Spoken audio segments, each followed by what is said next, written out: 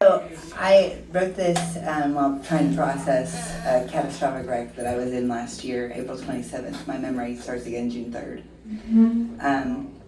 And I entitled it Raped by Life. I spent a year just breathing while trying to make sense of how life stole my power, my peace, my confidence. Not just a break or bruising, but something far more deep. A soul-level invasion that haunts me in my sleep. The word that found me, rape, and yes, I sat with it a while. I tasted every syllable inside its sharp exile. It wasn't just a moment, it wasn't just a fall.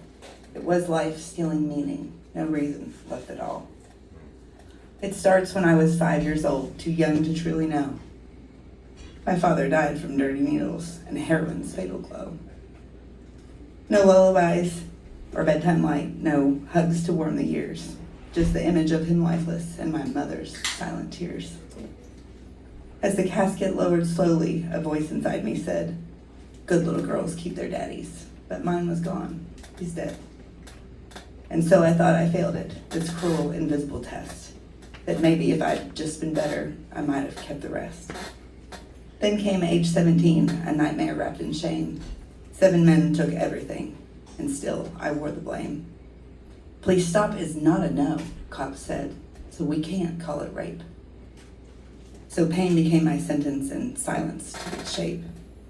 Then came the Army pre-basic, a different kind of war.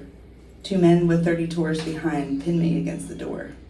I told command, I told the truth, but shame was what I got. "Lambert, they're respected men. You're just blonde and hot. You probably had it coming, so here's the brutal score. Who are they gonna believe, girl? You or men with 30 tours?" So once again I swallowed it, the wound too deep to cry. Taught to feel I'd earned the weight just for staying alive. Then Christmas carved a deeper wound my husband Mitchell upon. We'd argued just that morning, I'd cursed him hard and long. That night the bullets found him, and I was left with grief. A widow with 2 toddlers, and no hope for relief. I turned that pain to purpose, built Battling Bear from flame, helped women face the silence and burn their hidden shame.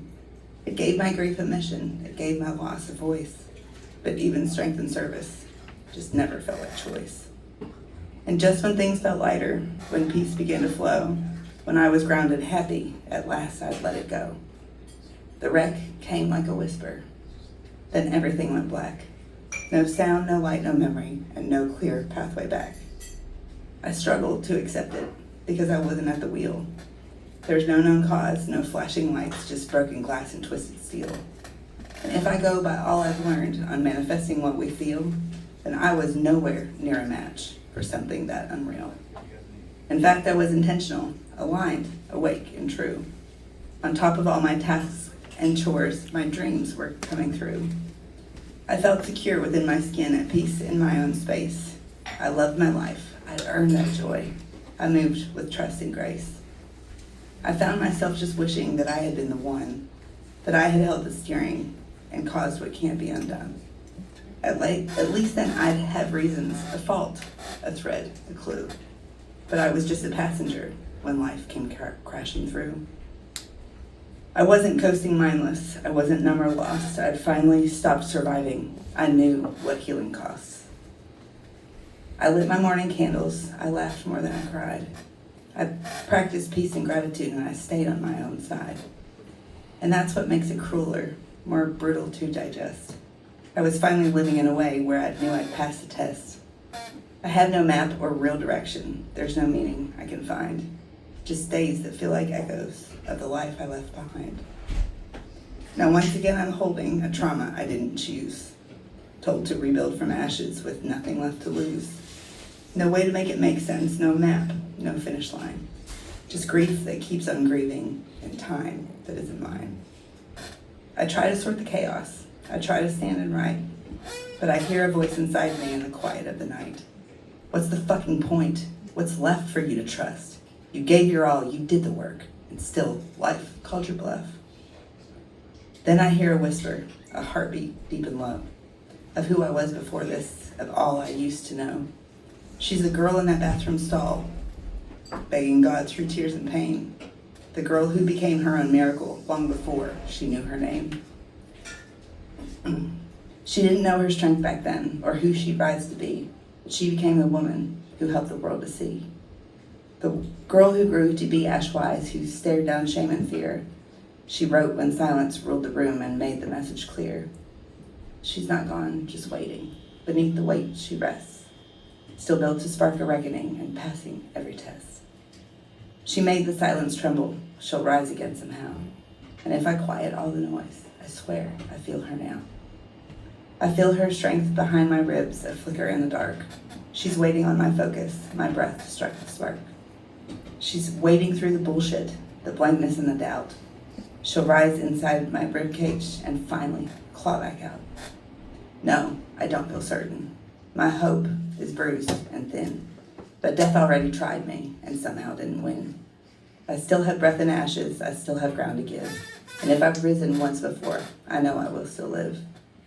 Many are called, but few endure the path that strips you bare, where everything gets torn away and no one's left to care.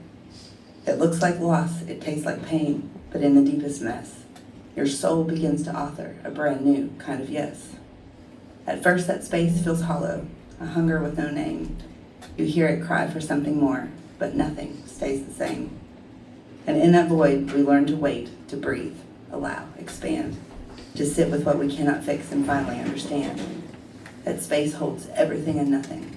The ache, the dream, the core. What never was, what might have been. What broke, what came before. In that void, you touch the thread of something true yet thin. Not less, not lack, not emptiness, but where it all begins. This is what it means to know thyself like sages did. And this is what our teacher meant before he closed the lid.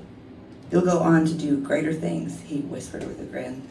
And maybe now I understand the miracle begins within.